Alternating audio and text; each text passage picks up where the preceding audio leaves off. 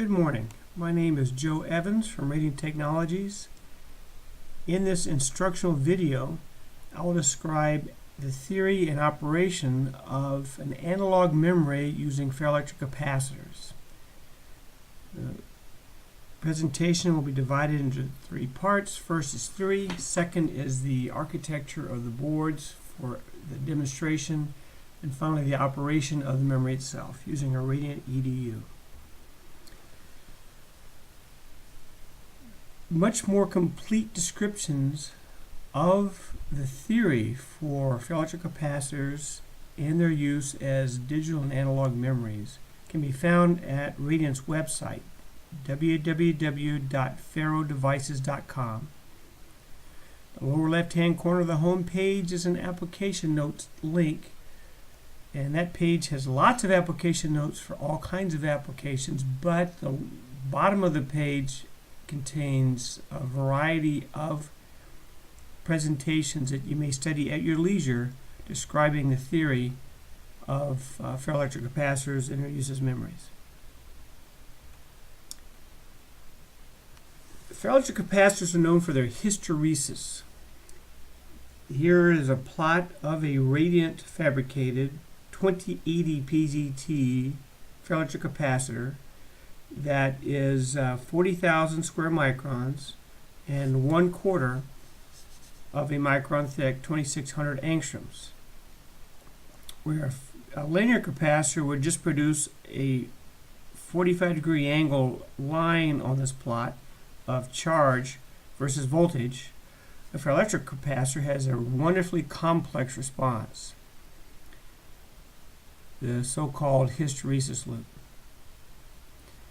In this case, this is the hysteresis of this one single capacitor measured on a lakeshore cryogenic probe station from 10 Kelvin, that's 10 degrees above absolute zero, up to 310 Kelvin, which is about 40 degrees C, a hot summer day. The blues or when it's cold, the red is close to room temperature. And you can see that as temperature changes, the polarization stays the same, but the cursor voltage, the point where the hysteresis loop crosses zero, comes in. It takes less voltage to make it do what you want. This is a wonderfully elegant response by this capacitor, but it indicates that this capacitor will work from room temperature all the way down to the cold depths of space and perform its memory function. So typically a ferroelectric capacitor will have some intrinsic capacitance. Once a certain voltage is reached, ferroelectric domains will start to switch. And those ferroelectric domains resemble magnetic domains, ferromagnetic domains in a magnet that might be used, that are used in the thin films of magnetic disks, but these are electric and not magnetic.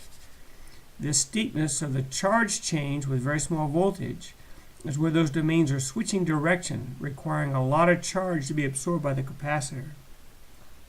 At this point, the domains have finished switching, so now we go back to more normal, a little bit nonlinear, but more normal capacitance. Coming backwards is even less capacitance. Now notice that at zero there's two stable states at 0 volts. This state, which I call down for the remainder of this presentation, and this state, which I call up for the remainder of this presentation. Now if I start from up and go negative, again I'll switch the domains down and then come back to my original starting position. If I start down, travel through this path, go to up, but then go back up again, I'll be starting at this location. So I'll go up, intercept, and only do this part. I will not switch the domains because they're already up. They can't switch up anymore. They stay that way. This is the remnant polarization. Now of interest to us during this presentation is the slope of this curve, because this is Q versus V. So the slope of this curve is the capacitance of the device. Very low capacitance, very steep capacitance, then low capacitance again.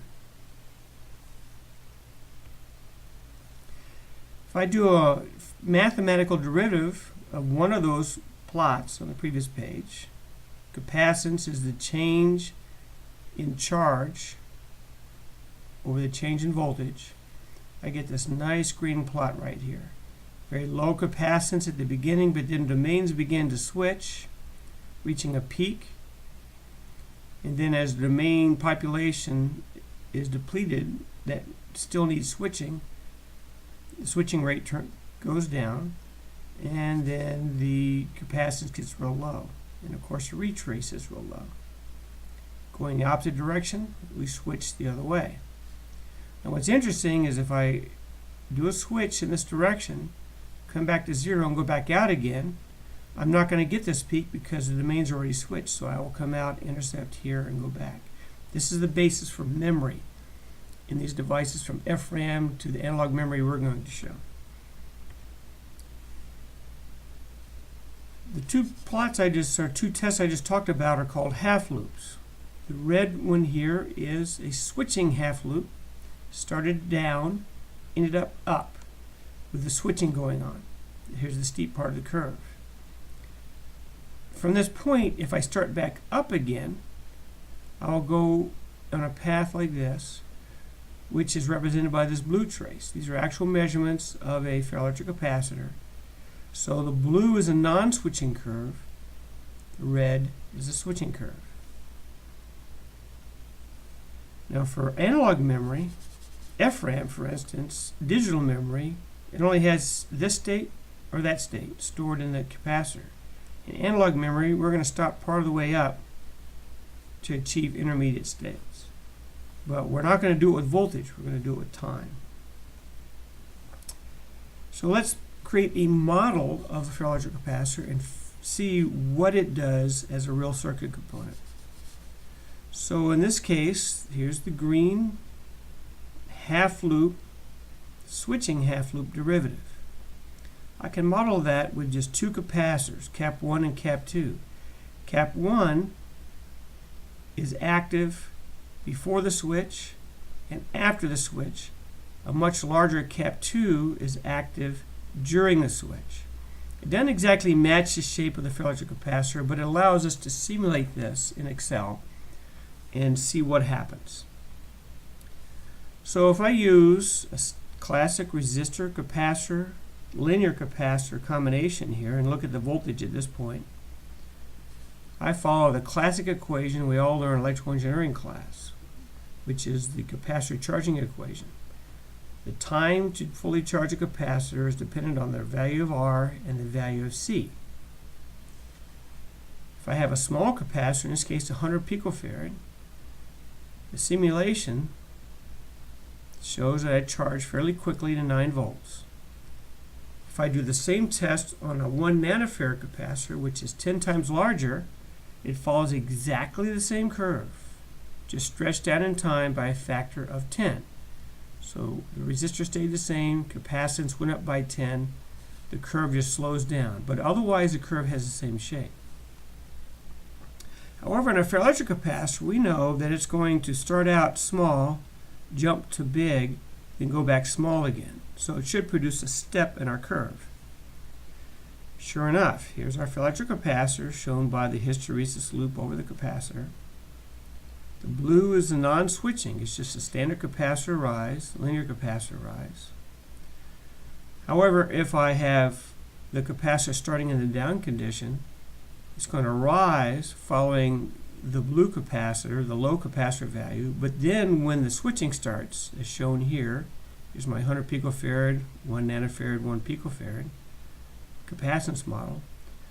When the switching starts and the capacitance gets much larger, the charging rate slows down.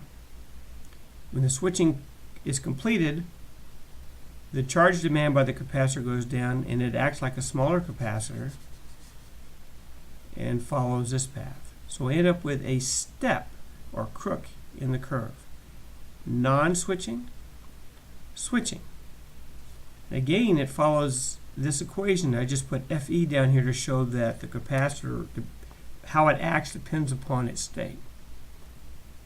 So let's measure a real capacitor. So here's a real ferroelectric capacitor Real resistor, 400 square micron, 2080 capacitor again, measured over millisecond time frame. Ferroelectric PZT capacitors are extremely fast. This capacitor can switch close to gigahertz, but this resistor slows it down. Here's my switching curve, my non-switching curve, and the colors correlate. Non-switching for the voltage right here, and switching.